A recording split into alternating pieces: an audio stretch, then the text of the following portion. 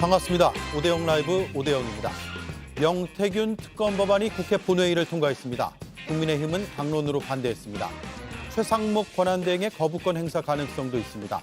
이미 검찰이 수사 중인데 특검이 조사할 필요가 있느냐? 이게 쟁점 중 하나입니다.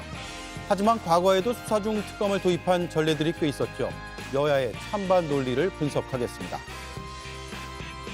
마은혁 후보자를 임명하지 않은 것은 국회 권한 침해다. 헌법재판소의 결정이 나왔습니다. 헌재가 구인 체제가 될지, 그렇다면 탄핵 심판은 어떻게 되는 건지 이 쟁점도 따져보겠습니다. 함께할 네 분을 소개해드리고 이수진 앵커의 브리핑으로 시작하겠습니다.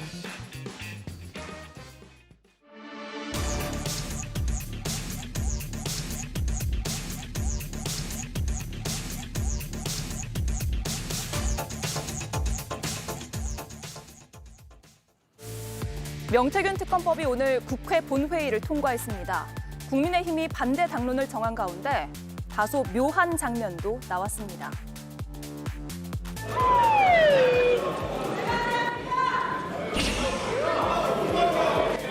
투표를 다 하셨습니까? 그러면 투표를 마치겠습니다. 네, 국민의힘에서 이탈표가 나온 건데요. 바로 김상욱 의원입니다. 그렇다고 해서 특검법 통과가 가시화된 건 아닙니다. 친한계에서 선을 긋고 있기 때문입니다. 그래서일까요? 민주당도 연일 명 씨의 녹취를 공개하고 있습니다. 윤한홍 의원이 왜 경남도지사를 포기했는지 이에 대한 명 씨의 주장이 담겨 있습니다. 아니, 우리 명 선생님이 좀 한마디 했는 것 같거든요. 저는 도지사 나갈 생각이 전혀 없습니다. 저는 아무 생각, 욕심이 없습니다. 저는 사모님 옆에만 있는 게 제일 행복입니다. 그래가 사모가 내고 못했잖아. 아유, 윤미호는 욕심 없는 사람이에요. 네, 명 씨가 이렇게 흉내까지 내가면서 하고 싶었던 말은 이것 같습니다. 내가 김건희 여사를 통해서 윤한홍 의원을 눌러 앉혔다. 일전에 공개된 녹취에서도요, 명 씨가 김 여사뿐 아니라 윤석열 대통령에게도 이런 말을 했다고 하죠. 그래가 내가 윤 총장한테 윤한홍이 도지사 나가면 홍 대표가 가만히 있겠나. 그러면 또 어부지리로 민주당 된다. 귀한 그릇은 귀한 손님을 줬으니까 청와대 데리고 가라고. 녹취가 사실이라면 대선이 치러지기도 전에 대통령 후보가 지방선거 인선을 짰고 여기에 명 씨가 개입됐단 말이 됩니다. 연일 나오는 녹취가 특검법 최종 통과를 압박할지 지켜봐야겠습니다. 예, 특검 법안이 본회의를 통과했지만 온전한 통과로는 볼 수는 없습니다. 왜냐하면 제2요구권 행사 가능성이 꽤 커 보이기 때문입니다. 이 소식은 잠시 뒤에 분석을 하고요. 명태균 씨와 지인이 나눈 녹취가 또 공개가 됐습니다. 경남도지사 선거와 관련된 내용인데 공개된 전체 내용을 쭉 들어보고 이 얘기를 나누겠습니다. 나는 뭐 했는데 그거 한번 주고요. 사모 전화해보면 네, 그런 일이 없습니다. 네, 그거 아닙니다. 네, 알겠습니다, 사모님. 바로 조치를 취하겠습니다. 이렇게 던데. 와, 나라고 총리 그렇게 생각하고. 아니, 우리 명 선생님이 좀 한마디 했는 것 같거든요. 저는 도지사 나갈 생각이 전혀 없습니다. 저는 아무 생각, 욕심이 없습니다. 저는 사모님 옆에만 있는 게 제일 행복입니다. 그래가 사모가 내고 못했잖아. 아유, 윤미호는 욕심 없는 사람이에요. 윤한홍이 뭐라 하려고 했더니 윤한홍이가 제일 많이 알는데 욕심이 없대.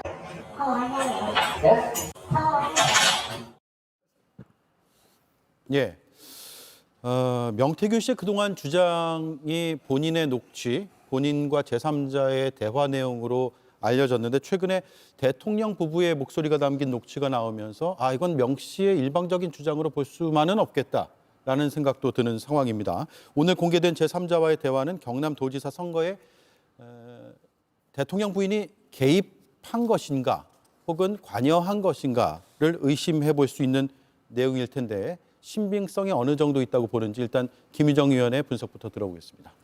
우선은 명태균 씨가 지금까지 했던 이야기가 약간의 과장은 있을지 몰라도 적어도 사실이라는 게 대체로 맞는 얘기인 것 같습니다. 왜냐하면 했던 이야기들이 나중에 증거로 실제 통화 내역으로 녹취록으로 쏙쏙 나오고 있기 때문에 거짓말은 적어도 아니다라고 판단할 수 있고요. 특히 이게 이제 그 김건희 여사와 윤한홍 의원 간의 통화 내용을 김건희 여사로부터 전해 들은 이야기를 명태균 씨가 또 다른 지인에게 전달하면서 나오는 이야기 아닙니까? 네. 그런데 내용을 보면은 도대체 명태균 씨의 위세가 얼마나 대단했는지를 저희가 미루어 짐작할 수 있어요. 대선 하루 앞둔 그 전날이거든요. 2022년 3월 8일 날. 그러니까 대선은 이미 끝났다고 생각하는 거고 지방선거 생각하는 포석인 것 같아요. 그러면서 지인에게 이야기를 전달하는 건데 본인이 결국에는 윤한홍 의원을 주저앉혔고 그게 이제 여사를 통해서 이루어졌다는 그런 내용 아닙니까? 근데 김건희 여사가 사람을 잘못 본 것 같아요. 왜냐하면은 욕심도 없고 여사 사모님 옆에 있는 것만으로도 뭐 행복합니다 이랬는데 김영선 의원 건에 대해서는 윤한홍이가 반대해 이렇게 하지 않았습니까? 예. 그러니까 윤한홍 의원이 결국에는 옆에 있는 것만 해도 행복하다고 했는데 결국에 말 안 들었잖아요. 말 잘 듣는다고 했는데. 그러니까 이제 이런 이야기들이 아무렇지도 않게 서슴지 않고 나왔던 걸 보면 지금까지 뭐 강원지사 건이랄지 김영선 의원의 재보선이랄지 그것과 연장선상에서 경남지사 선거에도 공천에도 깊숙이 개입했다. 그거는 윤한홍 의원을 주저앉힌 것도 있고 또 명태균 씨가 또 3월 2일 날 지인하고 한 대화를 보면 홍준표가 가만히 있겠나 뭐 이런 네. 얘기가 나오잖아요.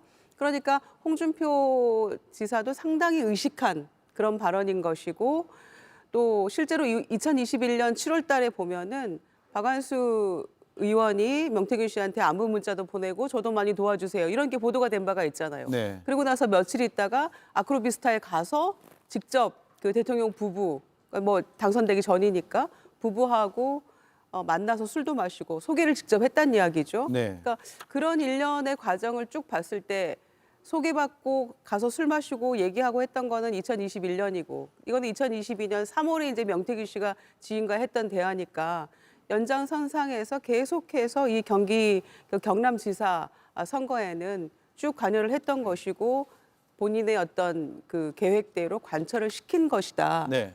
볼 수 있어서 여기에도 역시 그 대통령 부부 김건희 여사도 깊숙이 관여가 돼 있다라는 거를 저희가 파악할 수 있죠. 예.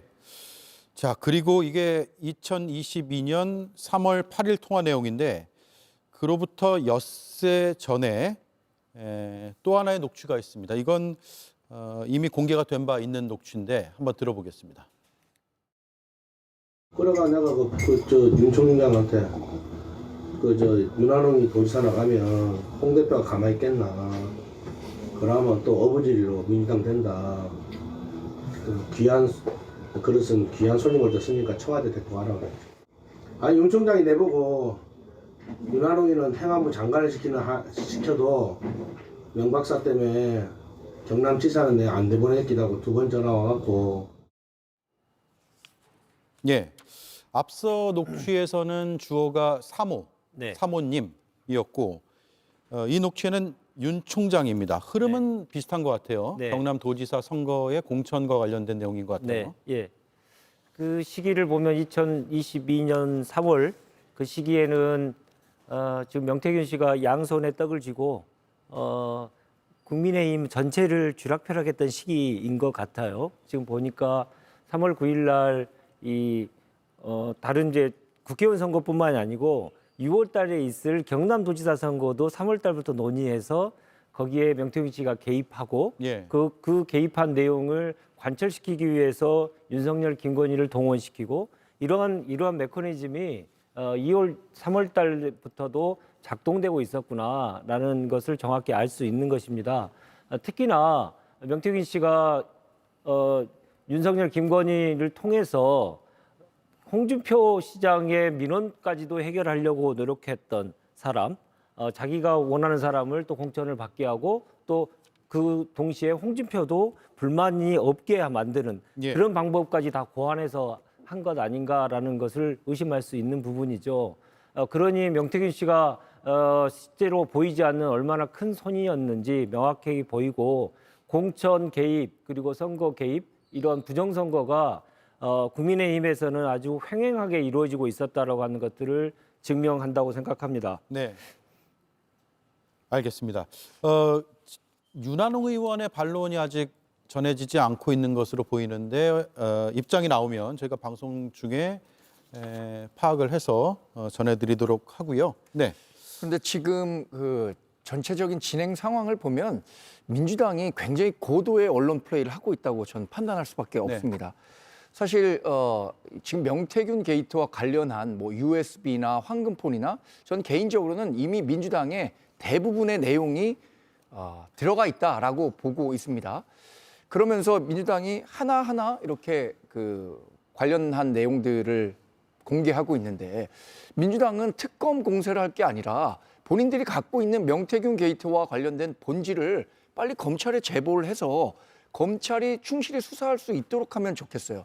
이걸 계속 이렇게 정치 공세식으로 또 민주당이 원하는 쪽으로 자꾸 언론 플레이를 하고 이게 만약에 지금은 삼자와의 통화인데 아마 한 2주쯤 지나서 실제로 명태균 씨와 윤한홍 의원 간의 통화 내용이 나온다든가 이러면 더 큰 어떤 뉴스가 될 가능성도 있다고 보는데 민주당이 정말 검찰 수사를 원한다면 본인이 갖고 있는 내용을 검찰에 빨리 가서 제보하고 법적으로 처벌받을 만한 내용이 있다면 국민의힘에 대한 처벌을 촉구하면 됩니다. 지금 민주당이 단계적으로 공개하고 있다고 보시는 거예요? 저는 그렇게 보고 있습니다. 예.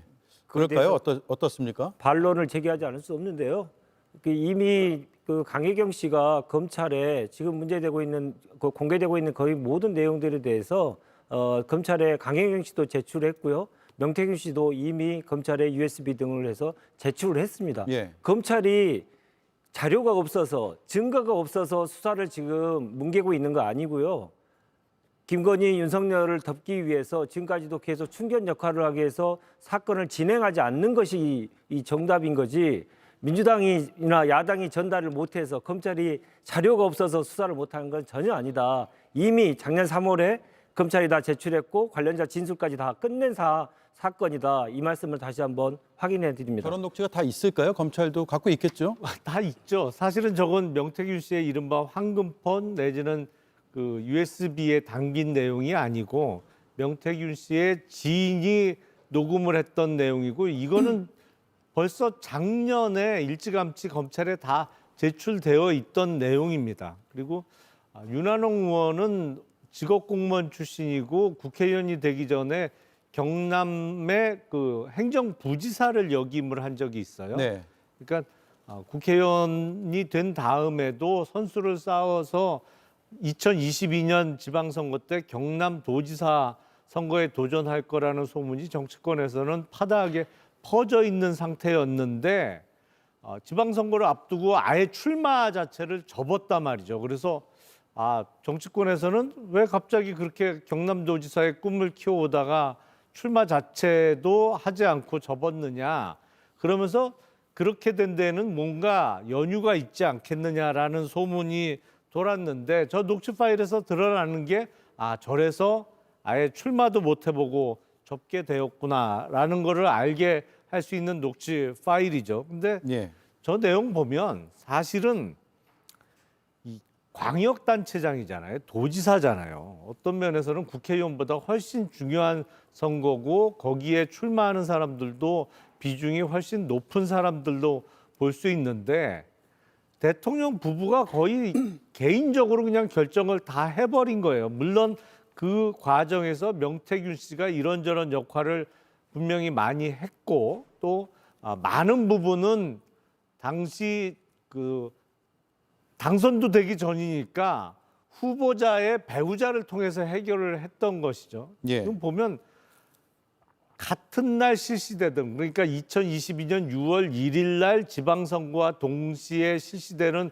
국회의원 보궐선거 공천쯤은 뭐 더 쉽게 결정되지 않았나라는 생각이 듭니다. 예, 정광재 위원은 어쨌든 민주당과 명태균 씨가 유착된 것으로 보이는 정황들이다라는 말씀이고 오늘 당에서도 유착까지는 아니더라도 지금의 상황을 놓고 보면 명태균 씨는 뭐 특검을 요구한다든가 본인이 어떤 식으로든 검찰 조사나 재판 과정에서 유리한 정황을 이끌어내기 위해서 민주당의 협력이 필수적이다라고 보고 있는 것 같아요. 그러니까 계속해서 이런 보도들이 나오고 있다고 생각합니다. 예, 오늘 권성동 원내대표는 명태균은 이제 민주당 사람입니다. 이런 표현도 썼더라고요.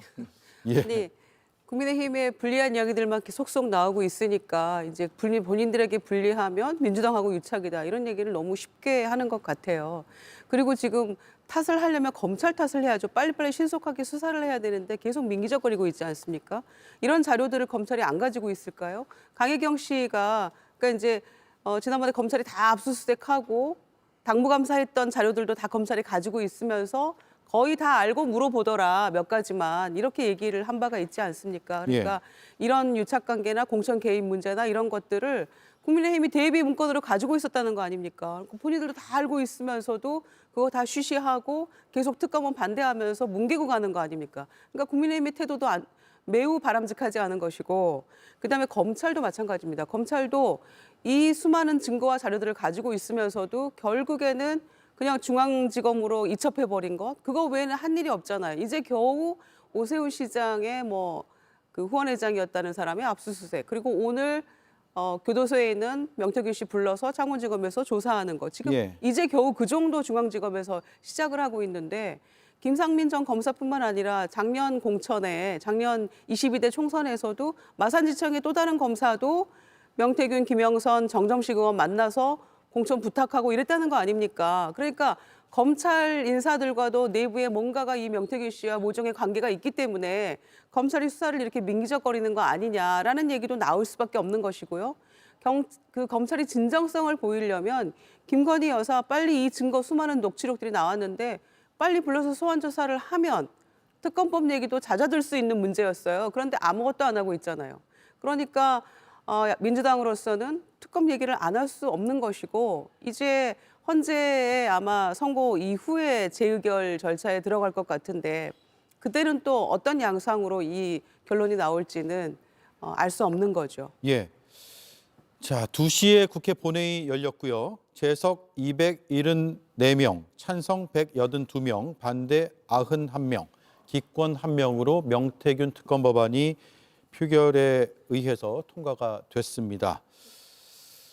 여야 입장차는 지금 우리가 들었듯이 명확하고요. 오늘 오전에 양당의 지도부의 발언 역시 명확하게 갈렸습니다. 들어보겠습니다. 조기 대선을 겨냥하여 제2의 김대엽을 만들겠다는 정략 특검입니다. 명태균은 이제 민주당 사람입니다. 자신이 살기 위해선 이재명을 대통령으로 만들어야 한다는 정치적 판단을 내린 사람입니다. 명태균과 윤석열, 김건희의 여론조작 부정선거 의혹, 김건희의 공천 개입, 국정농단 의혹을 밝혀내는 것이 명태균 특검의 핵심입니다.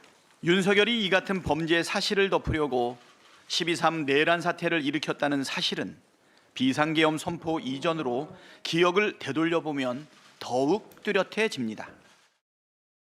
네, 이탈표가 한 표 나오긴 했습니다. 김상욱 의원이요. 하지만 대체로 국민의힘 의원들은 반대표를 던졌고 당론으로 부결을 택했습니다. 어떤 이유일까요? 일단 특검이요.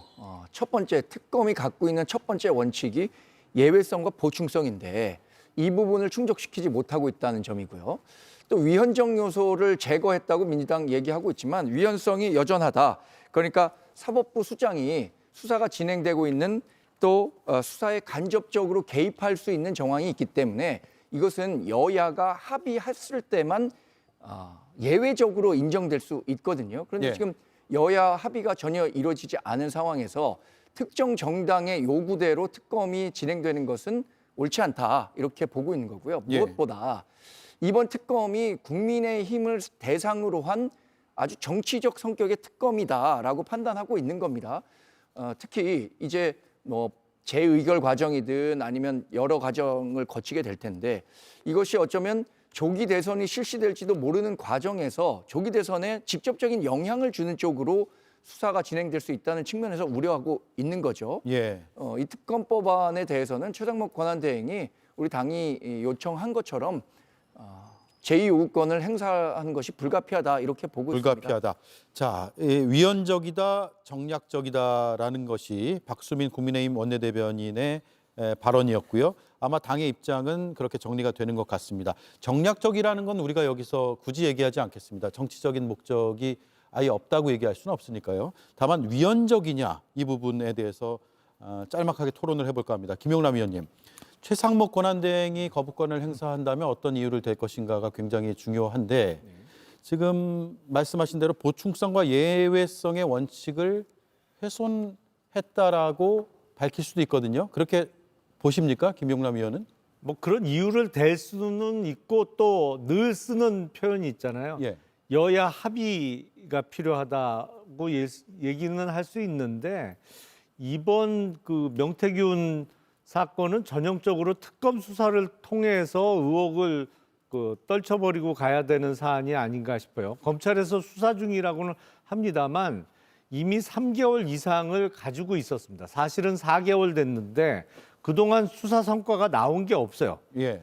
그러니까 이미 끝내도 오래전에 끝낼 수 있는 정도의 수사인데 계속 가지고만 있단 말이죠. 그러니까 수사 의지가 없는 거 아니냐, 내지는 수사를 가지고 오히려 어떤 패로 이용하려고 하는 거 아니냐라는 의혹을 받기에 충분하기 때문에 특검 수사가 필요한 것이고, 그리고 법안의 내용을 보면 제3자 추천 아닙니다. 그러니까 대법원장이 2명의 특검 후보를 추천하고 대통령이 그 2명 중에 1명을 임명하는 내용이기 때문에 뭐 위헌적인 내용이 들어있다라고 보기가 어려워요. 그리고 정작 지금 당사자들이 떳떳하다고 하잖아요. 그러니까 오세훈 시장이나 홍준표 시장이 자기는 뭐 전혀 꺼리낄 게 없고 오히려 빨리 수사를 해서 본인들의 의혹을 털어달라고 하니 국민의힘 입장에서도 빨리 특검 수사하는 게 맞지 않나요? 주요 대선 주자들이 그런 얘기를 하고 있는데요. 예. 수사 중이기 때문에, 그러니까 검찰이 이미 수사를 진행 중이어서 특검이 지금 수사에 나서는 것은 예외성, 보충성 원칙을 훼손한다라는 것인데, 사실 과거 특검을 보면 수사 중인 사건을 가져와서 특검에 수사하는 경우가 꽤 있었거든요. 네. 거의 절반 정도는 검찰이 수사 중인 상태에서 특검이 이어받아서 수사를 해서 마무리를 했습니다. 예. 이번 사건과 관련된 일지를 조금 좀 정리를 좀 해드릴게요. 2023년 12월경에 선관위가 명태균과 관련된 선거법 위반, 그리고 정치자금법 위반과 관련돼서 검찰에 고발을 합니다. 그러면서 검찰이 첩죄로 인지하게 됐습니다. 그래서 강혜경 씨가 작년 3월에 검찰에 출두합니다. 그리고 관련된 자료를 강혜경 씨가 4월에 검찰에 제출합니다. 그러고 나니까 검찰이 어떻게 움직였냐면 정유미 창원지검장, 현재 창원지검장을 5월 달에 급히 임명합니다. 정유미가 어떤 분이냐면 윤석열 사단의 대표적인 사람 중에 한 명이거든요. 그래서 명태균 게이트로 번질 가능성이 있고 강혜경이라고 하는 제보자가 분명히 있어서 진술들이 구체적으로 나오고 있기 때문에 이 사건을 덮기 위해서 검찰이 작년 5월에 지검장까지 교체를 하는 과정을 거칩니다. 그리고 9월에 언론 보도가 나오기 시작하면서 명태균 게이트가 구체화되고 11월에 이 구속이 되지 않습니까? 예. 이 1년이 넘는 과정 속에서 김건희, 윤석열로 이어지는 공천 개입과 관련돼서 검찰이 밝힌 게 뭐가 있습니까?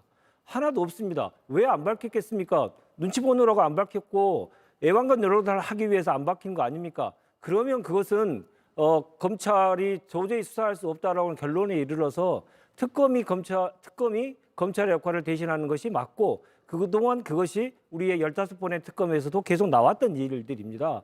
지금 어떤 이유를 대서든 특검을 하고 싶지 않은 건데, 예를 들어서 제3자의 추천의 문제에 대해서 계속 문제 제기를 해서 그걸 받아들였지 않습니까? 그런데도 안 하지 않습니까? 그리고 지금은 또 다른 얘기를 또 하면서 계속 거부만 하고 있습니다. 이제 제발 여야 합의라는 얘기로 그렇게 퉁치지 마십시오. 여당의 목리 때문에 안 되는 거지, 그동안에 특검 15번 대부분은 여당이 합의하고 양보하면서 그런 것들이 이루어졌지, 지금처럼 여당이 계속적으로 목리 부려가지고 임기 내내 특검을 단 한 번도 못 해본 최초의 정부였다라고 하는 것을 인지하시기 바랍니다. 예. 김희정 의원님 말씀 듣고 드릴게요. 네, 그러니까 수사 중이어서 특검은 안 된다라는 말은 자기 부정 같은 거죠. 그러니까 역대 15번의 특검 중에서 한 6번 정도는 지금 화면에 나가는 것처럼 수사 중이면서 특검이 동시에 이루어졌던 그런 사건들이었거든요. 특히 2018년에 드루킹 댓글 조작 같은 경우에는 당시 김성태 그 원내대표가 저거 특검해달라고 단시까지 투쟁해가면서 했던 거잖아요. 예, 경찰 그러니까 조사 못 믿는다고 그렇죠. 했었죠. 조사 못 믿는다고 하면서 단식으로 얻어냈다고 본인이 굉장히 자랑스럽게 얘기하지 않습니까? 그렇게까지 해놓고 이제 와서 검찰 수사 지켜보자라고 얘기하는 것은 자기 부정이고요. 특히 권성동 원내대표 얘기하는데 정략적 무슨 이건 뭐 정치 공작이다 이렇게 얘기하면서 보수 초토화하려고 하는 거다. 그러니까 초토화될 만한 무언가가 있다는 얘기죠. 역으로 뒤집어서 보면.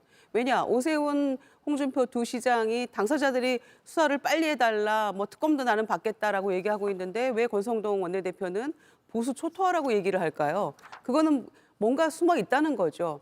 그리고 두 번째는 특히 이 명태균 게이트, 녹취록 이런 것들 때문에 계엄의 원인이 직접적인 트리거가 되었다는 얘기도 횡행하고 있는 이 마당에 이 사건을 정확하게 수사를 해야만, 그래서 진실을 밝혀야만 어쩌면 계엄의 전모도 밝힐 수 있는 한 가지 그 방편이 될 수 있거든요. 그런 점에서 이거는 명확하게 수사를 해야 되는데 더 이상 시간 끌 수가 없다라는 것이고, 그래서 특검이 반드시 이루어져야 된다라고 다시 한번 강조합니다. 네. 대법원장 추천이에요. 근데 대법원장 추천하면 2명을 추천해서 1명을 임명해야 한다라고 돼 있습니다. 그런데 대통령이 임명하지 않으면 연장자가 자동 임명되는 조항이 있는데 예. 이것은 그 공무원 임명과 관련한 대통령의 권한을 침해할 수 있어서 위헌성이 존재한다. 이런 예. 말씀을 하나 드리고요. 그리고 특검의 그 가장 보장돼야 되는 거는 공정성과 독립성, 또 정치적 중립성입니다. 근데 그런 부분들에 대한 오해를 전혀 불식시키지 못하고 있어요, 민주당이. 제가 비유를 하나 하겠습니다. 한 동네에 중국집 2개가 있는데 한 집이 조금 친한 구청 직원에게 가갖고 경쟁업소가 식품위생관리법 위반하고 있다, 이렇게 했어요. 근데 그 친한 구청 직원하고 같이 가갖고 그 집의 레시피며 뭐 모든 것을 다 한번 들여다보겠다라고 네. 한다면 그 공정하다고 인정해서 그 수사에 응할 수 있을까요? 그러니까 이런 법안을 우리 국민의힘이 도저히 받아들일 수 없고, 그것이 이제 특검 같은 경우에는 여야 합의가 전제돼야 하는데 그렇지 못하다면 당연히 대통령으로서는 제2요구권 행사해야 하는 거죠. 예. 아니 근데 추천자가 딴 사람이 아니고 이게 뭐 민주당 추천하는 2사람 중에 1명을 무조건 임명해라 이런 내용이 아니잖아요. 지금 대법원장 조희대 대법원장은 윤석열 대통령이 임명한 대법원장입니다. 근데 그 대법원장이 추천하는 2사람 중에 1사람을 임명하도록 되어 있는 거예요. 그러니까 야당 추천 뭐 아니면 민주당 단독 추천이 내용이 전혀 아니에요. 그러니까 설마 윤석열 대통령이 임명한 조희대 대법원장이 야당에게 편파적으로 수사할 사람을 그 특검 후보로 추천하겠어요? 그거 자체가 어불성설이죠. 예. 국민의힘의 저 주장이 타당하려면 상설특검 임명하시면 됩니다. 상설특검을 법에 정해진 대로 임명을 안 하고 계속적으로 지금 거부하고 있지 않습니까? 그래서 법을 만들 때 법은 통과됐는데 작동이 안 되니 그 작동할 수 있는 최소한의 요건을 갖추기 위한 조항을 넣었던 것입니다. 그러니까 이런 조항까지 넣게 만든 국민의힘이 반성을 해야죠. 그 말씀하신 게 연장자 임명 말씀하시는 거죠? 네, 그렇습니다. 예, 예. 알겠습니다. 특검법 오늘 일단은 본회의를 통과했는데 주요 내용은 앞서 그래픽으로 보셨을 테고, 본회의에서 국민의힘의 이탈표가 나오긴 했습니다만 재표결하면 과연 다시 한번 통과될 수 있을 것인가는 미지수입니다. 윤재관 의원님. 예, 그 어렵다고 보는 게 사람들이 그 대체적인 예상입니다. 네. 근데 이게 이제 오늘 그 국민의힘에서 반대 토론 나오신 분이 국민의힘 전체에 대한 특별법이다라고 규정을 지으면서 정당의 정당의 자유로운 활동을 방해하는 것으로 얘기를 하시는데, 정당에서 공천 개입을 하라고 누가 강요했습니까? 스스로 하신 거 아닙니까? 정당 활동 중에 법에서 정해져 있는 그런 태도 내에서 자유로운 활동을 하시면 되는 건데 그걸 스스로 위반을 했으면서 왜 남의 탓을 하는지 잘 모르겠습니다. 공천 개입하고 선거 개입하고 하는 것은 김건희 여사나 윤석열 대통령이랑 하지 말아야 될 명백한 불법 행위죠. 부정선거입니다, 한마디로. 그러면 그것에 대한 진실을 분명하게 밝히는 것이 중요하지, 그것으로 인해서 정당 활동이 침해됐다고 얘기하는 것은 어불성설이고요. 오늘 뭐 여러 의원님들이 국힘 의원들이 이제 그 표결에 참석을 안 한 분도 계시고 아니면 기권을 하신 분도 계세요. 근데 그 기권하신 분들이 제2투표 때 어떤 결과를 어떤 투표를 할지 기대하고 있습니다만은 전망은 어둡다 이렇게 예상합니다. 예, 당론이 바뀔 가능성이 있을까요? 지금 이렇게 첨예하게 정치 공세 성격이라고 규정을 했는데 당론이 바뀌기는 불가능한 일이고요. 또 하나는 뭐 재의결 과정에서 일부 의원들의 이탈표가 더 커지는 것 아니냐라는 희망 회로를 야당에서 돌리기도 하는데, 저는 이 사안은 굉장히 명확하다고 생각합니다. 비록 우리 당내에서 어쩌면 조기 대선이 치러져서 뭐 경선이 치열하게 붙는다고 하더라도 이게 집안 싸움에 붙었다고 해서 뭐 가스통 들고 가서 불 붙이겠다고 하는 그런 건 안 되는 거잖아요. 네. 이 당이 우선입니다. 그리고 이 당에 대해서 민주당이 정말로 정치적 목적을 갖고 특검을 하겠다고 하는데 누가 나가서 이 특검을 받을 수 있겠습니까? 저는 뭐 이거 재표결 과정에서 이탈표는 과거 뭐 다른 특검이나 아니면 탄핵 과정에서 있었던 이탈표와는 성격이 완전히 다르기 때문에 네. 이탈표의 규모는 대단히 적을 것이다 이렇게 예상합니다. 있긴 있을 것이다라는. 오늘도 한 표가 나왔으니까요. 예, 네. 알겠습니다. 아니, 명태균 게이트 관련해서는 카톡이 처음 공개됐을 때 정말 충격이었잖아요. 그런데 국민의힘에서도 애써 표정 관리하면서 뭐 목소리라도 나오면 모를까, 이거 가지고 되겠냐라고 얘기했는데 목소리가 나올 뿐만 아니라 한두 개 나왔습니까? 여러 가지 이렇게 증거들이 쏟아지고 있는데도 이걸 거부한다는 거는 너무 염치가 없는 거죠. 정말 정치의 ABC도 모르는 그런 행태라고 생각합니다. 무조건 위헌적이라고 얘기하는데 헌법재판관 3명을 임명하는 것이 위헌이라고 얘기했던 분들이에요. 권성동 원내대표 포함해서요. 네. 임명하는 게 위헌이라고 했는데 오늘 어떻게 됐습니까? 그러니까 아무데나 갖다 위헌이다 이렇게 갖다 붙이는 것도 이제 좀 자제해야 되고요. 좀 어떻게 반성과 성찰은 지금 윤석열 피청구인뿐만 아니라 국민의힘도 함께 해야 되는데, 이 정도 증거가 나오고 목소리가 나왔는데도 위헌이다, 뭐 정략적이다 이렇게 얘기해버리면 정말 할 말 없는 거다. 정치하지 말자는 얘기 아닙니까? 예. 앞서 방송 중에 2명의 인사 이름이 거론돼서 그 입장을 제가 말씀을 드릴게요. 홍준표 대구시장은 나는 피해자다. 어제 MBC 100분 토론에 나가서 했던 발언입니다. 명태균 특검 해도 상관없다. 나는 특검 했으면 하는데 나를 위해서 특검을 받으라고 하면 거기에 연루돼 있다는 전현직 의원 140명을 어떻게 하겠느냐라는 입장을 어제 밝혔고요. 오세훈 서울시장 측도 수사 속도가 붙고 하루빨리 결론 나길 바란다. 미공표 여론조사를 통해 혜택 본 사실이 없다. 대납 의혹도 존재하지 않는다. 이런 입장을 밝히고 있습니다. 마지막으로 김용남 의원께만 드릴게요. 앞으로 어떻게 될까요? 검찰 수사나 특검. 그러니까 검찰 수사가 글쎄 어느 정도 속도를 낼지 모르겠습니다. 이른바 그 후원 회장 역할을 했다는 김한정 씨에 대해서 최근에 압수수색을 했는데, 사실은 그런 압수수색은 작년 11월에 이미 이루어졌어야 되는 내용이거든요. 이 명태균 씨와 관련해서 김한정이라는 이름이 등장하고 또 거기에 돈이 건너갔던 거는 이미 오래전에 알려진 사실이었습니다. 그런데 예. 최근에서야 압수수색이 이루어진 게 너무 늦었고, 글쎄 특검이 언제 출범할 수 있을지 잘 모르겠습니다만, 당사자들이, 의혹을 받고 있는 당사자들이 저렇게 빠른 수사를 촉구하고 있는 마당에 국민의힘에서 특검을 거부할 명분이 좀 약하잖아요. 하지만 명분과는 상관없이 특검은 계속 여당에서는 반대할 것이고, 검찰에서의 수사는 글쎄 대선 일정을 좀 봐가면서 하지 않을까요? 이미 예. 좀 수사가 많이 늦어진 상태거든요. 그래서 뭐 그렇게 빨리 진행될 것 같지는 않습니다. 알겠습니다. 여기까지 듣고요. 헌법재판소 소식으로 넘어가겠습니다. 이수진 앵커의 브리핑으로 이어가겠습니다. 선출한 재판관 중 2인만을 임명하고 현재까지 40역을 임명하지 아니한 부작위는 헌법재판소 구성권을 침해합니다. 최상목 대행이 마은혁 후보자를 임명하지 않는 건 위헌이라는 헌재의 전원일치 결정이 나왔습니다. 하지만 국민의힘은 여전히 임명해선 안 된다라는 입장입니다. 헌법재판소에서 임명해야 되는 취지로 심판 결정을 내렸죠. 아, 그래요?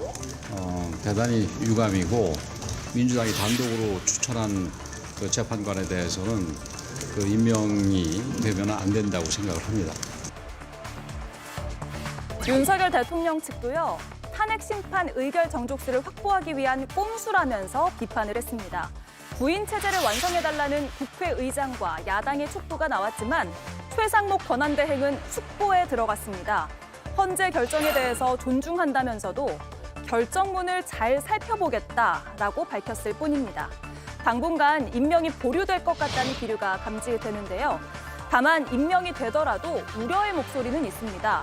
대통령 탄핵 심판이 늦춰지는 것 아니냐 하는 건데요. 헌재 구인 체제가 과연 변수가 될까요?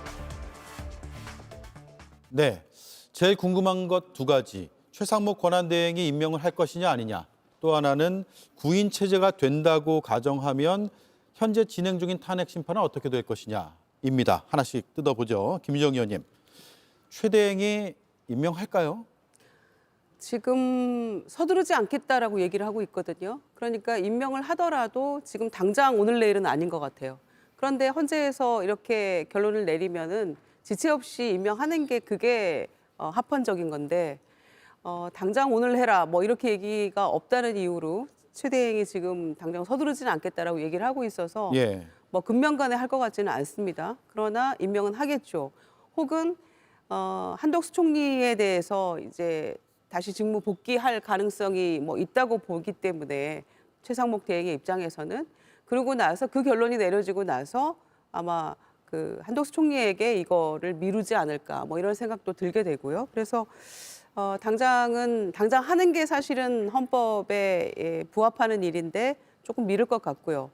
그다음에 마은혁 재판관에 대해서는 그 법리상 민사소송법 204조 1항의 예를 전문가들은 많이 들고 있더라고요. 그러니까 기본적으로 변론에 참여한 그런 법관만이 선고에도 참여할 수 있다 이런 거잖아요. 그래서 무슨 뭐 갱신 절차를 거치는 거 아니냐 뭐 이런 얘기까지 나오고 있는데 그조차도 변론이 진행 중일 때 가능한 이야기라고 하는데 이미 2월 25일자로 모든 절차가 끝나지 않았습니까?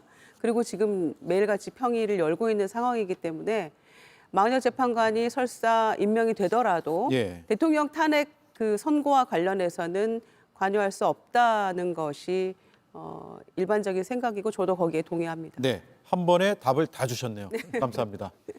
그래서 지금까지의 기류만 놓고 본다면 최상목 권한대행이 마은혁 재판관 후보자를 바로 임명하기는 어렵겠다라는 의견에 동의합니다. 그리고 또 총리실에서 오늘 이 정무적인 요인도 판단에 포함돼야 된다라는 내용까지 한 걸 보면 복합적으로 뭐 종합적으로 고려할 것 같아요.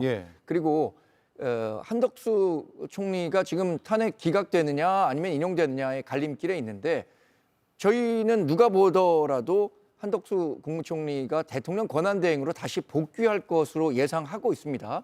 그렇다면 최상목 권한대행이 지금 서둘러서 마은혁 후보자를 헌법재판관에 임명하지는 않을 가능성이 크다. 그러면 아까 뭐 앞으로의 재판은 어떻게 되느냐 이것도 같이 말씀드리자면 만약에 임명이 된다고 하더라도 헌법재판소에 임명된 그 마은혁 재판관이 스스로 이번 탄핵 재판 과정에서는 회피하는 선택을 할 가능성이 크지 않을까. 왜냐하면 다시 재판 갱신 절차를 밟게 되면 이것을 하나하나 다 읽어가면서 다시 하게 될 경우에 시간이 굉장히 오랫동안 지체될 가능성이 크고 그러면 4월 18일로 예정된 다른 2명의 재판관의 임기가 마무리될 수도 있기 때문에 그런 현실적인 타협안을 만들어 오지 않을까 이렇게 예상해 봅니다. 자, 구인 체제가 된다면 탄핵 심판을 다시 해야 되느냐 좀 더 깊이 들어가 보죠. 몇몇 언론에서는 그렇게 쓰고 있어요. 그러니까 다시 기록을 봐야 되고 그래서 시간이 꽤 많이 지연될 수 있다라는 가능성. 물론 여러 가능성 중에 하나를 언급한 거지만 그래서 그 언론 보도만 보면 그 오랜 기간의 변론을 다시 한번 해야 되는 거야? 라는 생각이 들 수도 있거든요. 두 분의 견해를 듣겠습니다. 먼저 김영남 의원님. 예를 들어 말씀을 좀 드리면 판사 한 명이 재판을 하는 단독 재판이다. 근데 그 판사가 바뀌었다? 그러면 그 결심했던 사건 재개해서 갱신 절차를 밟아야 됩니다. 예. 증거 조사를 간단하게라도 다시 해야 돼요. 아니면 판사 3명이 반드시 합의하에 선고를 해야 되는 재판 진행뿐만 아니라 그런 3명으로 이루어진 합의부 재판 중에 한 명이 변경이 됐다. 그러면 결심했던 사건 다시 재개하는 게 맞습니다. 왜냐하면 그거는 판사 3명이 모두 그 사건 증거조사 절차에 참여해야 3명의 합의도 이룰 수 있고 또 선고도 나갈 수 있으니까요. 근데 헌법재판은요, 9명이 완전체이기는 합니다만 8명이 선고를 충분히 할 수 있고 8명 아니면 그 이하의 재판관으로 그 선고를 결정을 한 예가 있습니다. 예. 그러니까 2017년도에 당시 박근혜 대통령 탄핵 때도 8명의 재판관이 탄핵 결정을 한 것이거든요. 그러니까 반드시 이 변론을 다시 재개해서 할 필요가 없어요.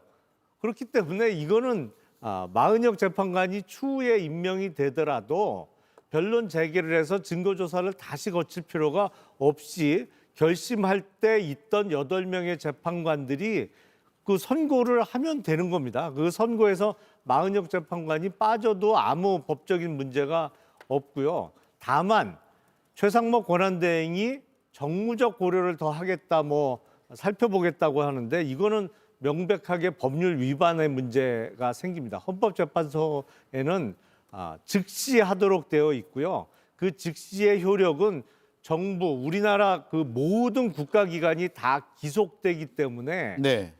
그 헌법재판소의 사법적 판단에 대해서 추가로 무슨 정무적 고려를 한다는 거는 말이 안 돼요. 그래서 즉시 임명은 하되 마은혁 재판관은 이 탄핵 재판에서는 선고 때는 빠지면 아무런 문제가 없습니다. 예, 그러면 시간이 더 늘어날 가능성은 없어 예. 보인다.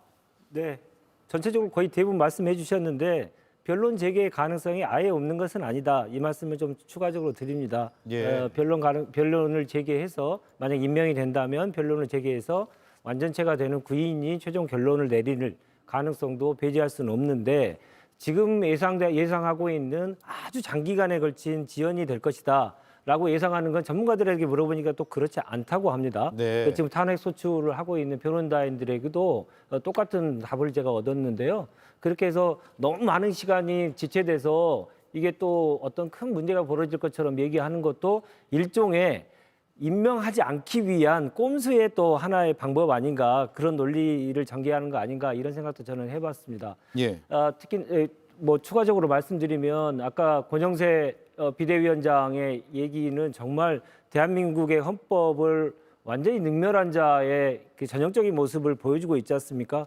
헌재가 결과를 냈는데 임명하지 않아야 된다. 마은혁 재판관은 임명하지 않아야 된다라고 저렇게 명시적으로 얘기하는 공당의 대표가 버젓이 횡행하고 있는, 활보하고 있는 게 대한민국의 지금 현실이다. 그래서 헌법을 지키기 위한 노력을 하는 헌정 수호 세력이 더욱더 똘똘 뭉쳐서 빠른 조기 대선을 통해서 탄핵의 심판, 그리고 헌정 파괴 세력들에 대한 심판을 해야 되겠구나 하는 생각을 오늘 개인적으로 다시 한번 하게 됐습니다. 네, 지금 화면을 보면 권영세 비대위원장은 오늘 앞서 들으셨듯이 민주당 단독으로 추천한 인사이기 때문에 임명돼서는 안 되고 헌재의 결정은 대단히 유감이다라는 입장을 나타냈고요. 권성동 국민의힘 원내대표는 헌재가 다수당의 의회 독재를 용인한 꼴이다라고 해서 헌재를 비판했습니다. 그리고 대통령 측에서도 대통령 탄핵 심판 정족수를 확보하기 위한 하명 결정이다, 이런 표현이 등장했고요. 최상목 권한대행은 헌재 결정에 의하더라도 임명 의무가 발생하지 않는다라고 주장을 했습니다. 자, 탄핵 심판에 큰 영향을 안 줄 것 같으면 왜 반대를 할까라는 생각도 들고, 저는 제일 눈에 띄었던 부분이 권영세 비대위원장이 민주당 단독 추천이기 때문에 안 된다라고 했는데 오늘 헌재의 결정을 보면 민주당 단독이 아니라 국회가 합의해서 후보자로 내세웠다라고 판단한 거 아닌가요? 그렇습니다. 결국 본회의를 통과했잖아요. 예. 그거를 인정한 것이고. 헌재가 인정을 한 것이죠. 예, 인정한 것인데 지금 도돌이표 같은 이야기를 계속 하고 있는 겁니다. 더군다나 권영세 대표는 비대위원장은 지난번에 다시 그때로 돌아가도 계엄 해제 의결에 국회에 있었더라도 참여 안 했을 것이라고 얘기한 분이기 때문에 더 말해서 무엇 하겠습니까마는 임명 안 해야 된다라고 얘기하는 것은 헌재 그 결정에 직접적인 도전이라고 생각하고요. 위헌을 조장하는 그런 발언이라고 생각합니다. 있을 수 없는 발언이죠. 두 분 투권 대표가 지금 똑같이 지금 헌재에서 이 건을 다루기 전부터 했던 이야기들을 계속해서 반복해서 도돌이표처럼 얘기하고 있는데 이미 결론은 난 것이라는 점, 그리고 헌재의 결정에 빨리 따라야 한다는 것을 다시 한번 강조하고요. 그다음에 대통령 측의 지금 법률 대리인단들도 비슷한 얘기하고 있는데 지금 저 모습을 보니까요. 헌재에서 대통령 탄핵 심판 관련한 선고가 나도 지금 그거 불복할 준비를 하고 있는 게 아닌가, 그런 생각이 듭니다. 아, 탄핵이 되더라도 예. 불복이요? 오늘 지금 헌재의 결정에 대해서 이걸 수용하는 게 맞죠. 그런데 그걸 따라서 따를 필요도 없다고 얘기하고 문제가 있다고 계속 지금 문제 제기를 하는 입장을 내는 걸 보면 나중에 대통령 관련한 탄핵 선고 관련해서도 이거 지금 불복 준비를 이미 끝낸 게 아닌가라는 생각이 들어서 굉장히 우려가 되고요. 특히 애초에 저희가 빨리 3명의 재판관을 임명해야 된다라고 했던 것은 워낙 재판관들에 대한 시비, 헌재 공정성 얘기를 계속 물고 늘어지면서 반복적으로 시비를 걸었기 때문에 애초에 완전체가 돼서 구인의 그 헌법재판관이 대통령 탄핵 심판에 대해서 심리를 하는 게 맞다라고 그래서 누누이 주장했던 거 아닙니까? 애초에 최상목 권한대행이 3명을 다 임명했다라면 이런 논란을 저희가 할 필요도 없었던 건데 정말 최 대행이 이 책임을 통감해야 된다고 생각하고요.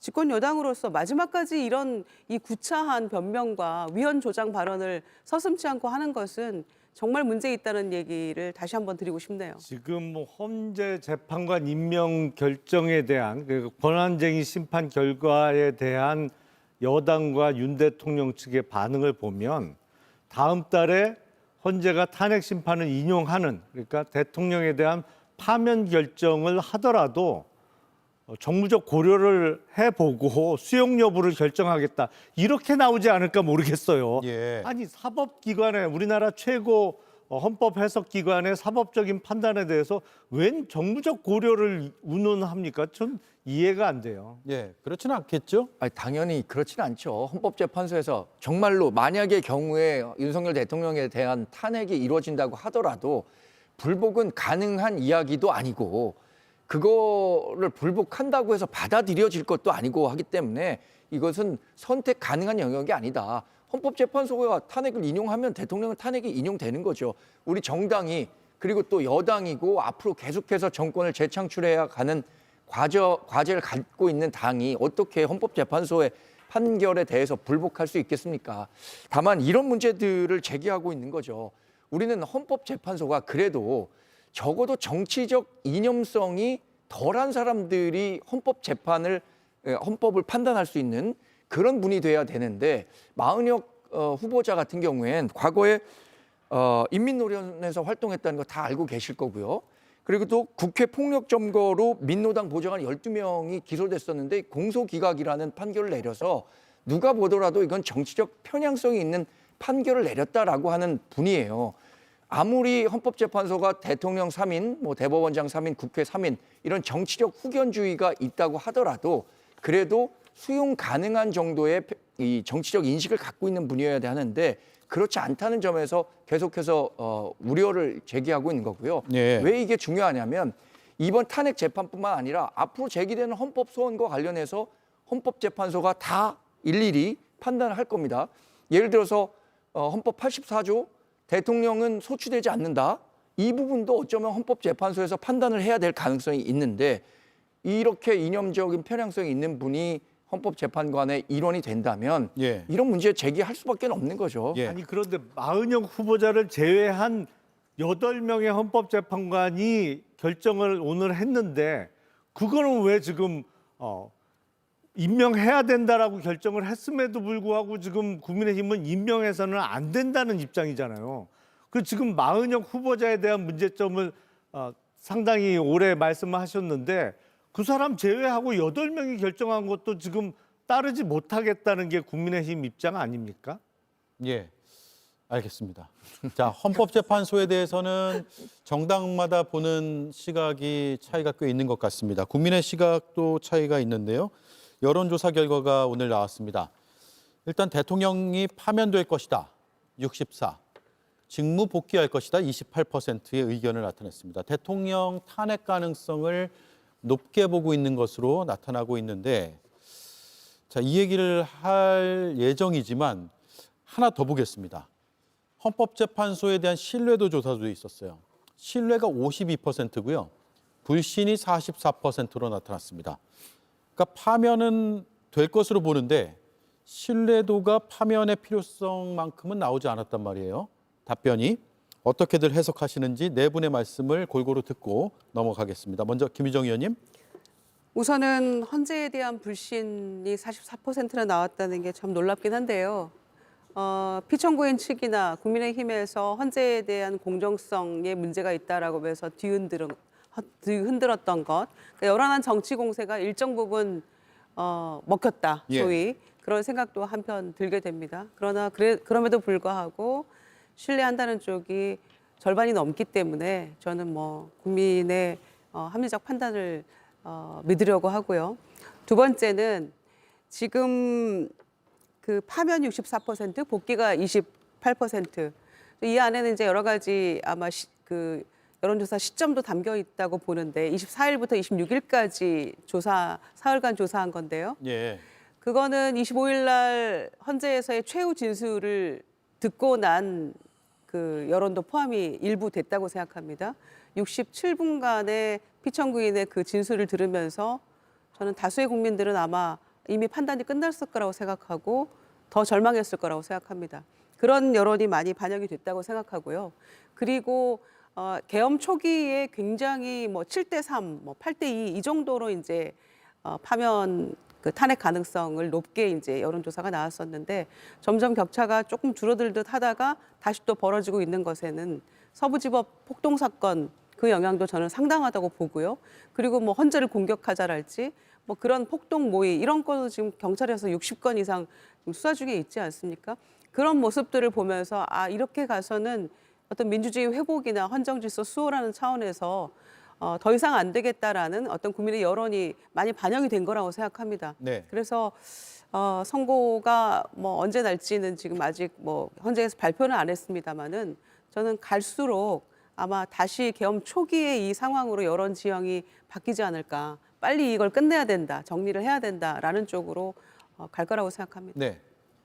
지금 나온 여론조사, 그러니까 탄핵 인용해 파면할 것이 64%, 기각해 직무 복귀시킬 것이 28%. 이것은 그 유권자, 이게 여론조사에 응한 사람들의 기대를 반영한 것이 아니라 어느 정도 객관화해서 이번 재판 절차를 전체적으로 살펴보니까 이번에 파면될 가능성이 크다라고 보는 사람이 64%고 복귀시킬 것이라고 예상한 사람이 28%니까 지금의 여론을 그대로 보여주는 건 아니고 기대가 아니라 예상이나 전망이다. 그렇죠. 예. 그리고 헌법재판소에 대한 신뢰도가 이렇게 낮아진 부분에 대해서는 이번 재판 과정에 대해서 헌재 재판관분들 스스로 좀 돌아볼 필요도 있겠다는 생각합니다. 물론 우리 당이 이 절차적 공정성이나 재판의 어떤 진행되는 방향이 일정 부분 방향을 정해놓고 그곳으로 가고 있는 것 아니냐라는 문제 제기를 한 부분도 있지만 실제로 우리가 그런 주장을 하더라도 그렇게 동감하는 사람이 없다면 헌재에 대한 신뢰도는 그대로 유지되거나 더 높아졌겠죠. 그러나 우리가 주장하고 있는 것에 대해서 그만큼 공감하고 있는 국민들도 많다는 점을 헌재 스스로도 좀 인식할 필요는 있다는 생각입니다. 예. 짧게 말씀드리면 불복할 일은 없을 것 같다라는 얘기를 많이 합니다만은 승복하겠다, 깨끗하게 승복하겠다는 얘기는 한 번도 제가 들어본 적이 없습니다. 그러니까 대한민국의 헌정 질서를 마지막으로 수호하고 있는 헌법재판소의 결과마저도 정무적인 판단, 다른 판단들을 가지고 계속 불복은 안 할 텐데 뭐 그렇게 하고 대충 넘어가는 거예요. 그래서 승복이라는 얘기를 계속 하지 않으면서 국민들을 계속 혼란에 빠뜨리고 특히나 아까 권영세 비대위원장처럼 헌재의 권위를 완전히 훼손하는 듯한 얘기를 서슴지 않게 얘기하면서 국민들이 헌법을 너무나 경시하는 태도를 더욱더 조장하고 있어요. 그래서 저런 결과가 44%가 나온 것의 책임은 사실은 헌재가 있기보다는 국민의힘에 있고 아스팔트 극우 세력에 있는 것입니다. 왜 승복을 제대로 한다는 얘기를 그렇게 못하는 것입니까? 저에게 그런 얘기를 계속 불복하지 않겠다는 얘기만 계속하지 말고 승복하겠다는 얘기를 하는 그런 정치 집단이 분명히 나와야 된다. 저는 그렇게 생각합니다. 예. 그러니까 파면을 예상하는 그 여론이 훨씬 높은 것은 누가 봐도 이번에 저질러진 비상계엄의 위헌성, 불법성이 뭐 명확하다. 대통령 역대 우리 탄핵 재판을 몇 번 지켜봤습니다만 이 정도로 명확한 사례를 찾기가 어렵다는 여론이 높다라고 생각이 되고요. 그럼에도 불구하고 헌법재판소에 대한 그 신뢰도가 다소 낮게 나온 것은 사실은 파면, 그러니까 헌법재판소에서 탄핵이 인용될 것을 예상하면서도 불안감을 갖고 있는 층도 있거든요. 그러니까 헌법재판관 구성 면면을 볼 때 누구누구는 이른바 보수 성향이라 뭐 탄핵에 반대하지 않겠느냐. 그러니까 양쪽의 불안감이 반영돼서 신뢰하지 않는다가 44% 정도 나온 것이 아닌가 싶습니다. 탄핵에 반대할 수도 있어서 신뢰하지 않는다는 의견도 일부는 있을 것이다. 그러니까 예. 탄핵이 기각돼서 예. 복귀할 거라고 예상하는 측에서만 불신하는 건 아닌 것 같아요. 양쪽 다 불안감이 있는 거죠. 근데 우리 그 정당이 탄핵이 인용됐을 때 불복할 가능성이 있다. 뭐 이런 말씀을 하시지만 실제 탄핵이 인용됐을 때 우리 정당이 어떻게 헌법재판소의 결정에 불복할 수 있겠습니까? 그건 법리적으로도 불가능한 일이고 정치적으로도 불가능한 일이기 때문에 반대로 기각됐을 때 민주당도 당연히 그 불복하지 않을 거 아닙니까? 그런 마음으로 이해하시면 될 거라고 생각합니다. 저는. 알겠습니다. 네, 자, 세 번째 이슈로 넘어갈게요. 이수진 앵커 브리핑하겠습니다. 심리에서 보고 처음 보는 거죠. 아니, 지금까지 본 거. 술 한잔 사시라니. 그러게 술 한잔 해야 되는데. 우리 임 실장님이 인기가 높으셔서 언론에 관심도 많은 것 같습니다. 아이고. 대표님 보러 오는데. 이재명 대표가 임종석 전 실장과 단둘이 점심을 먹었습니다. 예상보다 분위기는 더 화기애애했습니다. 먼저 손을 올려서 적극적으로 포옹을 한 건 임종석 실장이었는데요. 지난해 총선에서 컷오프를 당하면서 이재명 대표에게 앙금이 남아있을 거란 예측이 있었는데 이렇게 반갑게 만난 겁니다. 다만 뼈 있는 말도 아끼지 않았는데요. 저는 개인적으로는 별다른 욕심이 없습니다. 그래서 앞으로도 저는 우리 대표께는 듣기 좋은 소리보다는 쓴 소리를 좀 많이 하고 싶고 가까이에서 못하는 소리, 또 여의도에서 잘 안 들리는 소리들을 가감없이 하려고 하고요. 그러면서도 임종석 실장은 이재명 대표가 일명 비명으로 불리는 인사들을 차례로 만나고 있는 것에 대해서는 보기 좋다라고 평가를 했습니다. 비명 리스크를 일정 부분 해소하고 있는 이재명 대표는 앞으로는 자신의 사법 리스크와 싸우게 될 텐데요. 법원의 시간이 본격적으로 막을 올렸습니다.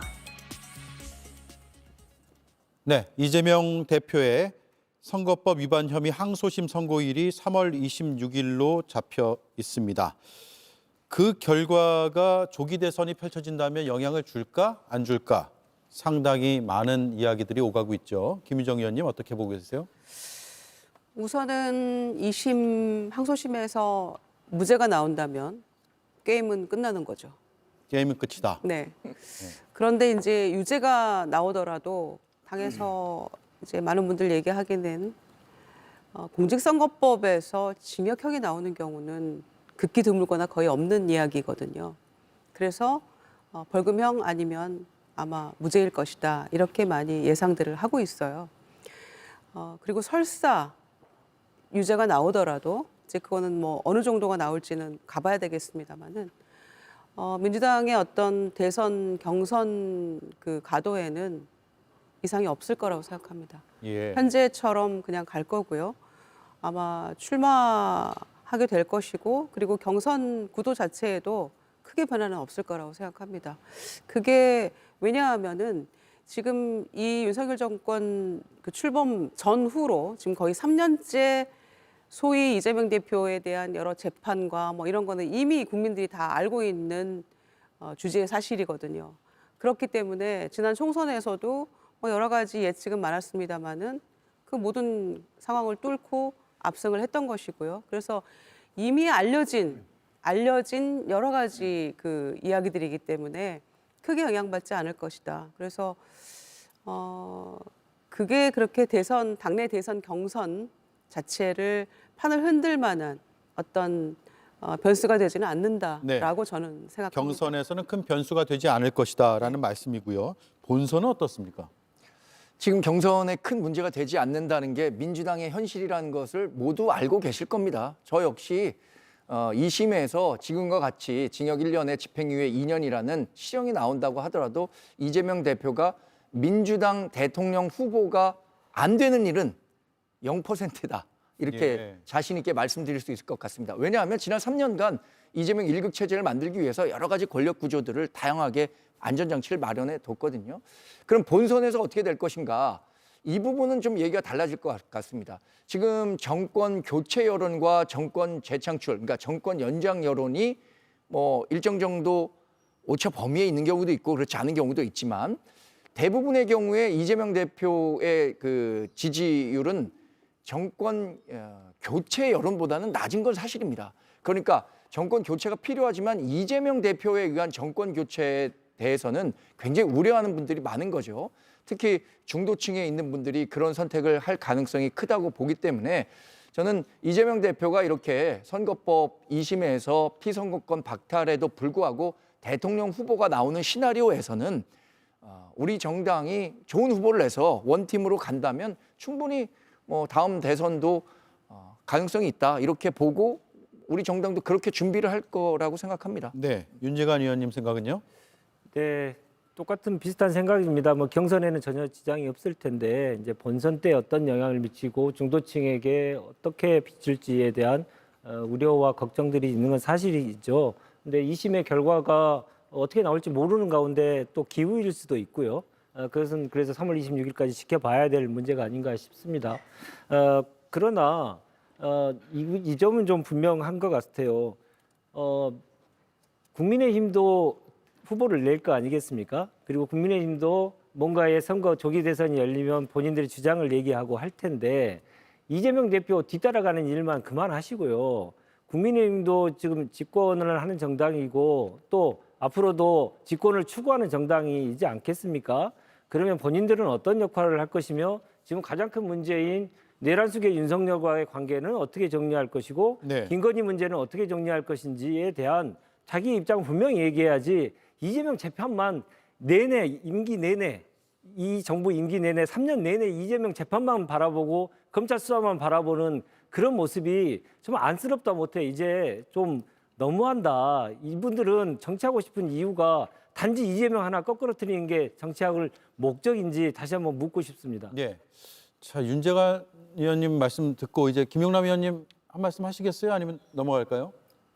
아니 뭐 비슷한 말씀인데. 예, 비슷하실까 봐요. 예, 스케줄이 중요하겠죠. 그러니까 빠르면 탄핵 그 선고가 3월 11일쯤 충분히 가능할 것 같은데. 예, 둘째 주인 것 같긴 합니다. 저기 표시가 돼 있죠. 9일부터 15일 사이. 그럼 만약에 3월 11일 날 탄핵 인용이 된다고 하면 60일 이내에 대선이기 때문에 스케줄상 3월 26일 정도면은 각 당의 당내 경선이 거의 막바지에 이른 시점이에요. 그러니까 거기서 뭐 어떠한 항소심 선고 결과가 나더라도 그 경선 결과에 크게 영향을 미치기에는 시간상 어려운 것 같고요. 잠깐만요. 3월 26일이면 이미 경선이 어느 정도 진행이 돼 있는 상황일 것이다라는 말씀이네요. 그렇죠. 왜냐하면 3월 17일 날 그때도 탄핵에 이어서 선거가 대선이 치러졌습니다만 각 당의 경선이 대략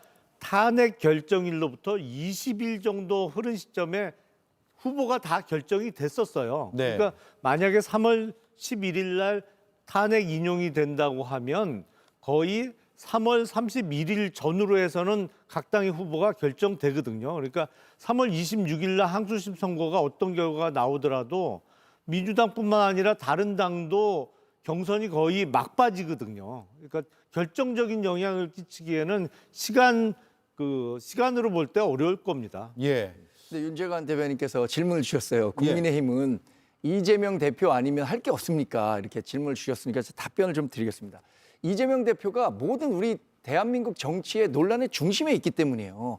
지난 3년간 이재명 대표가 야기한 논란을 제외하고는 우리 정치를 설명하기가 어렵습니다.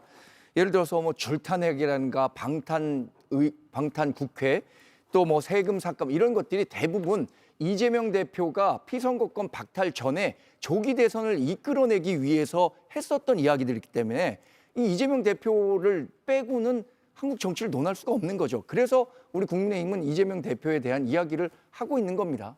네. 잠깐 반론할까요?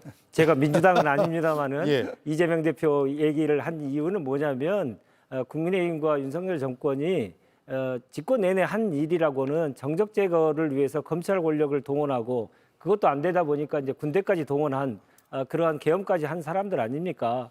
그래서 본인들이 진짜 다음에도 계속 정치를 할 생각이면 국가를 위해서 국민을 위해서 진짜로 무엇을 할 것인지에 대해서 이제쯤은 얘기를 해야죠. 왜 야당 대표 그리고 야당에 대한 얘기들만 계속하면서 본인들 얘기는 제대로 못하는 거 그 상황에 대해서 좀 부끄러움을 좀 느끼셔야 된다 이 말을 드리고 싶었던 겁니다. 제가 좀 보태야겠는데요. 예, 보태고 나서 드릴게요. 예. 아니 지난 3년간 우리나라를 뒤흔들고 이 모양 이 꼴로 만든 거는 윤석열 피청구인 아닙니까? 지금 그것 때문에 우리가 여기까지 온 거잖아요. 그러니까 민주당이 이 윤석열 정권의 실정에 대해서 정말 국민들의 목소리는 빨리 탄핵해야 된다는 얘기가 이미 작년, 재작년부터 돌았지만 그래도 이재명 대표는 탄핵이라는 얘기를 이렇게 바로 올릴 수 없다. 우리가 신중해야 된다. 이런 얘기를 계속해 왔었거든요. 그런데 재무던 판 사람이 누굽니까? 불법 계엄을 통해서. 그런데 이재명 대표 때문이라고 하는 거는 조금 너무 어폐가 있는 말씀이다 생각하고요. 그리고 지금 피청구인 윤석열 포함해서 대통령실도 그렇고 국민의힘도 뭐 기각 가능성을 얘기하면서 복귀를 준비한다 이런 얘기도 나오고 있어요. 그런데 감당할 수 있습니까? 만약에 복귀하면 혼자만 복귀합니까? 김건희 여사도 복귀합니다. 1+1이거든요. 감당하실 수 있겠어요? 방금 좀 전에 들어온 속보에 따르면 명태균 씨가 오늘 창원지검에서 조사받고 있잖아요. 그런데 윤 대통령 부부가 김영선 전 의원뿐만 아니라 다른 사람 공천에도 개입했다라고 진술했다고 속보가 뜨잖아요. 감당 가능하시겠어요? 이런 상황에서 왜 지난 3년간을 이재명 대표 때문이라고 얘기를 하십니까? 그건 전혀 아니고요. 이제는 미래를 이야기할 때이기 때문에 빨리 국민의힘이 손절하지 않으면 한동훈 전 대표가 책을 100권 써도 이 문제가 안 풀립니다. 네, 두 분이 말씀하셨기 때문에 두 배로 드릴게요. 아니, 짧게만 말씀드리겠습니다. 두 배로 드릴 수 왜냐하면 이 윤석열 대통령에 당선됐습니다. 그 이후에 취임도 하기 전서부터 윤석열 대통령의 5년은 뭐 그때 당시로서 너무 길다. 아니면 이번 총선 공약도 3년은 너무 길다. 아마 조국혁신당에서 얘기했었던 것 같고 취임 전서부터 탄핵을 얘기했었던 것은 그 근본적인 원인은 결국에는 이재명 대표를 대통령으로 만들기 위한 정치 공세가 밑바탕에 있었던 거예요. 그러니까 이재명 대표를 얘기할 수밖에 없다는 말씀을 거듭 드리는 겁니다. 예. 한동훈 전 대표가 지금 복귀를 사실상 했고 책도 냈고요. 그 책의 내용 혹은 일부분을 친한계에서 또 뭐랄까요? 증폭시킨다고 해야 되나요? 이렇게 언론 인터뷰를 통해서 얘기하고 있는데 주로 이재명 대표와 관련된 걸 한동훈 전 대표 측에서 주장하는 것 같습니다. 일단 오늘 오전 라디오 인터뷰 두 개 짤막하게 들어보고 얘기를 나누겠습니다. 이재명 대표가 만약에 대통령이 됐다고 생각을 해보세요. 본인과 관련된 5개 재판 다 묻으려고 하지 않을까요? 본인을 위해서라면 뭐든 할 사람이에요. 대법원에서 재판 계속 하겠다. 이렇게 될 경우에는 이재명 대표로서는 국가 비상사태다 해서 계엄을 할 가능성도 있다라는 거죠. 정치 스타일로 봐서는 충분히 가능한 개연성이 있는 얘기 아니겠느냐. 자, 일단 정광재 위원님, 왜 저런 주장들이 나오는 걸까요? 이재명 대표 개인이 갖고 있는 캐릭터도 있지만 그보다는 이런 성격이 있을 것 같습니다. 지금 민주당이 국회 권력을 독점하고 있어요. 그러면서 그 막강한 국회 권력을 동원해서 행정부를 견제하려고 했더니 어떻게 했습니까? 견제하는커녕 협박하고 겁박해서 이런 그 정치적 비극까지 야기된 측면이 있다고 보는 거거든요. 예. 그런데 이재명 대표가 만약에 대통령이 돼서 행정부까지 장악하게 됐었을 경우에 우리 흔한 말로 절대 권력은 절대 부패한다고 하잖아요.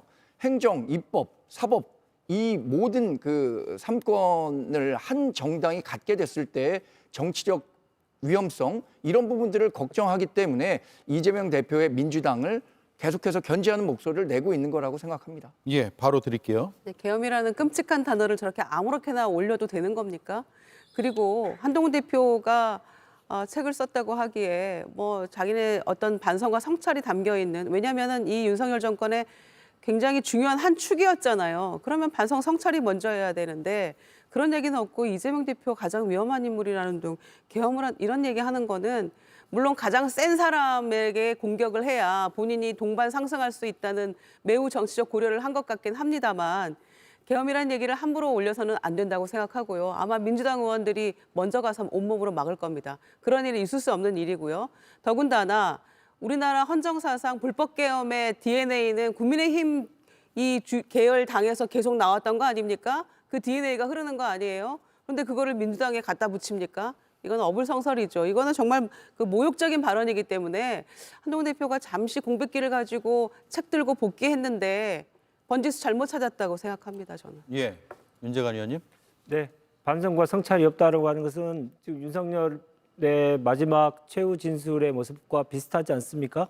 예, 다 남 탓하고 자기가 무엇이 잘못했는지를 전혀 승복하지 않고 화만 계속 내고 있는 그런 모습이 이번에 국민들께 여과없이 드러났는데 검찰에서부터 계속 한솥밥을 먹었던 한동훈 대표도 마찬가지의 일란성 쌍둥이구나 이런 생각이 많이 들 수밖에 없습니다. 한 대표가 진짜로 그 많은 이 고뇌를 하고 정치인으로서 다시 거듭나려면 본인에 대한 기본적인 숙고, 본인이 그동안에 있었던 많은 잘못들에 대해서 국민들께 어떻게 진솔하게 얘기할 것이냐 거기서부터 시작을 해야 되는데 그런 얘기는 없고 일단 무조건 남 탓부터 시작을 하는 거지 않습니까? 그래서 애초에 초장부터 글렀다고 저는 생각하고요. 이번에 나와봤자 사실 경선 내 잘 안 될 것 같은데요. 아예 나오지 않고 계속 치과하시는 게 좋을 것 같다는 생각이 듭니다. 선거 전략이죠. 사실은 선거 전략상 무조건 1위 후보를 공격을 합니다. 그리고 지금 국민의힘 그 이런저런 상황상 한동훈 전 대표가 당내 경선을 무사히 1등으로 통과하기가 녹록지 않은 상황에서 이재명 대표에 대해서 강한 반감을 갖고 있는 국민의힘 당원이라든지 아니면 지지층을 향해서 한 전 대표와 친한계가 강하게 공격을 하면서 그걸 좀 얻기도 하고 그러면서 당내 경선에서의 부각 효과를 노리는 뭐 지극히 뭐랄까 전통적인 선거 전략? 전통적인. 전통적은 예. 조금 적절하지 않은 표현 같고요. 많이 쓰이는 선거 예. 전략 아닌가 싶습니다. 1위 이재명 대표와 1대1 구도를 부각하기 위한 것인가 이런 말씀인 것 같은데요. 지금 이렇게 발끈하시는 거 보니까 한동훈 전 대표가 내놓은 첫 메시지가 국민들에게 소구력이 있구나 아니면 적어도 민주당은 이것에 대한 두려움이 있구나를 확인할 수 있는 거라고 생각합니다. 저도 개인적으로 그렇게 생각합니다.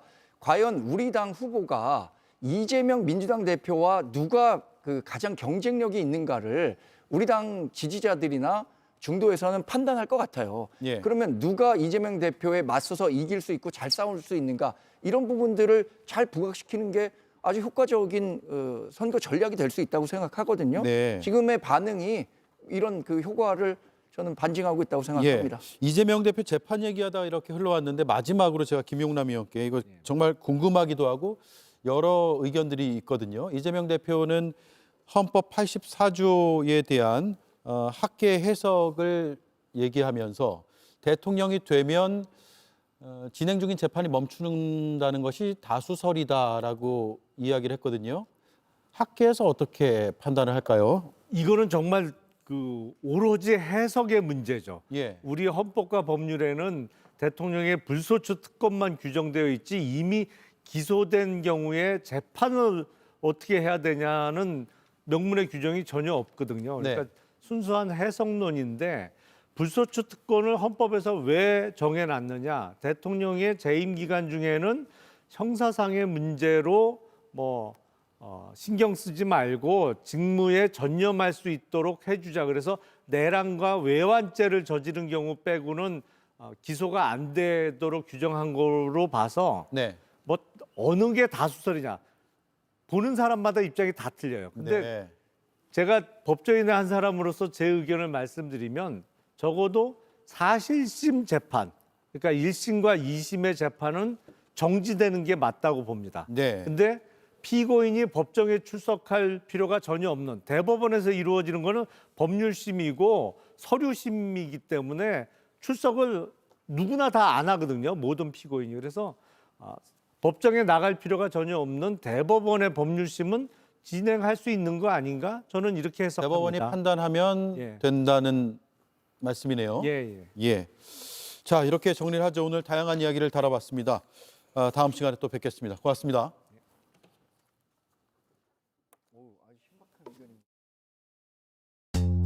업무 능력을 높여주는 워크체어, 완벽한 휴식의 릴렉스 체어, 강력한 안마의 마사지 체어, 세 가지 능력을 하나로 코웨이 비렉스 트리플 체어. 더 놀라운 건 지금부터야.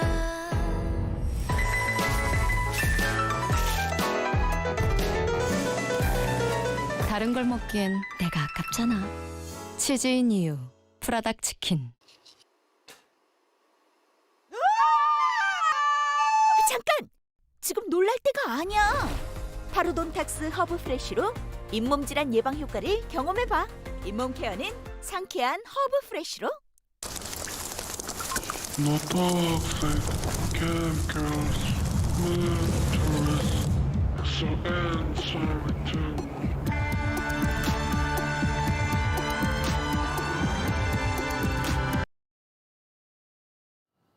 이미 수사 중인 사건에 대해 특검을 도입하는 것은 특검제도의 보충성과 예외성의 원칙을 훼손한다. 지금 특검을 거부하는 큰 이유입니다. 최상병 특검 때도 김 여사 특검 때도 비슷하게 주장했습니다. 팩트를 따져보겠습니다.